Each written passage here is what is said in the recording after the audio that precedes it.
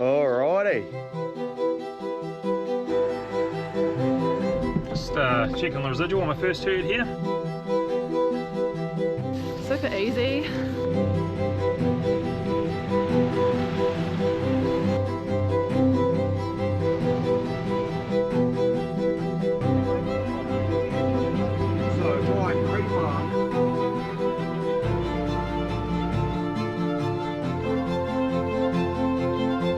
Job to fight over. Easy as that.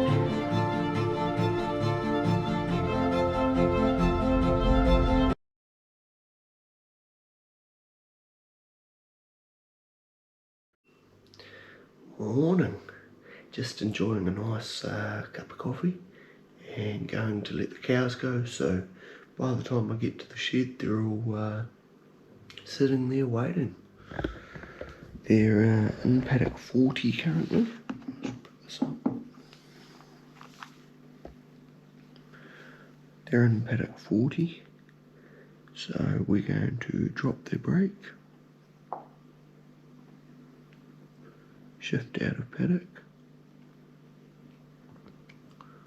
gate 1, we're going to shift them to the shed, northwest entry. Estimated arrival is 10 past 4, so that's perfect. I'll get there, wash the vat, and we'll be into it. Hold to drop.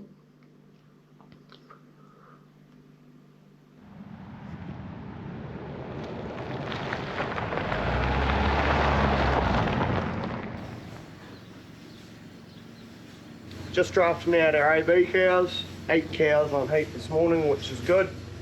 I don't have an automatic drafting system, so I rely on the LEDs on the collar flashing to tell me they're on heat, and then I just run by with this pink foam marker and mark them on their rump as they walk into the shed, so that when I'm down in the pit I can just look up, see them, and be able to know which ones to draft out. I'll show you how it's done. Girls.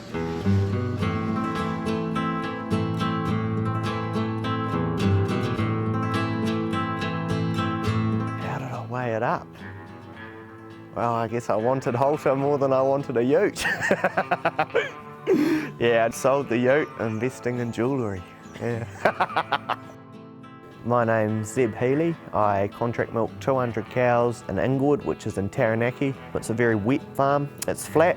It grows good pasture, but it is very wet and windy and cold, which is the challenging part of the farm. But at the same time, through summer, it still grows lots of grass, and you get some spectacular evenings, which is awesome. Frikkie's at golf, so I can see the cows are going to, what paddock's that, 35. And I know it's not set because they're in here, and I let the AI cows and down around that way this morning. So go set the laneway, shift the cows, feed calves at the same time, and come home. These sheep would have to be the best fed sheep on the west coast. Right, that's where they're going. Oh. Mom. 5. Yes, bro. I'm Drop brake, shift out of paddock. All cows. Hi, Mommy. Paddock via race. Hi, Mommy. Hi, Mommy. Hi, Mommy. Shift to 35. You're really not helping, mate. Hi. Hi. Mom. What are you doing? Hi.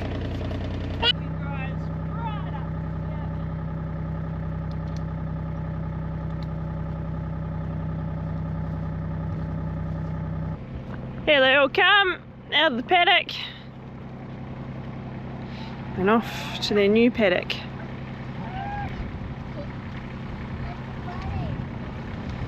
They're pretty excited.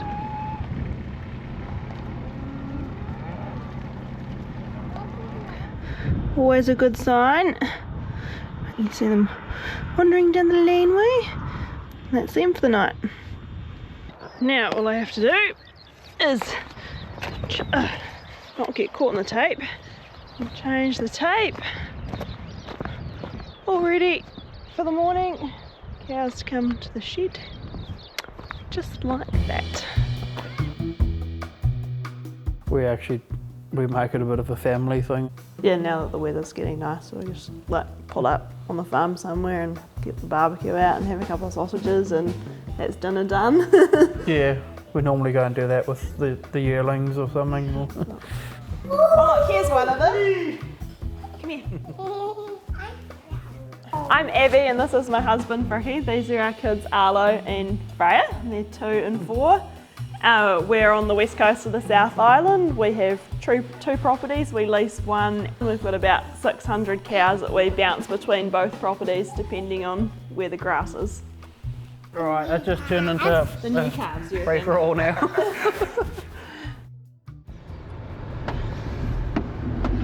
Just checking the residual on my first herd here. They're all looking pretty settled in the sun, but I reckon they can probably eat some more.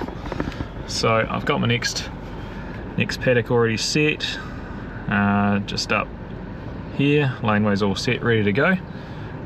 So let's give them a shift, and I can go and do some residuals while I'm waiting for them to walk to the next paddock. Shift out of gate 1, next, hold to drop. Looking good. Off they go. Right. Go and check on some of the other paddocks while we wait for them to move, complete their shift. Here we are in November, starting to see, unfortunately, the weeds and stuff coming through a bit more. But one of the really amazing things about Halter on our farm is it's allowing us to manage more difficult areas like this. This probably being one of the worst paddocks on our farm, to be fair.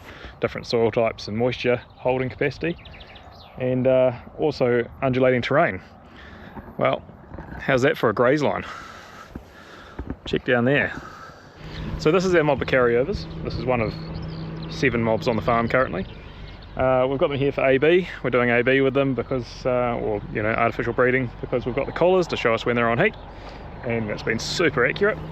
And while they're here, they're a really good tool for some of these more difficult areas. So not something I've ever indulged in the past, but here we go in this paddock. It's quite undulating, as you can kind of see, and it's got some slightly more rough areas which we can't get to with the mowers, and so pasture quality really suffers in there, and the dairy cows just don't want to eat it. Well, with Halter, super easy. Draw your little break there, only give them the little area that you want them to graze, which is the area I know the dairy cows won't.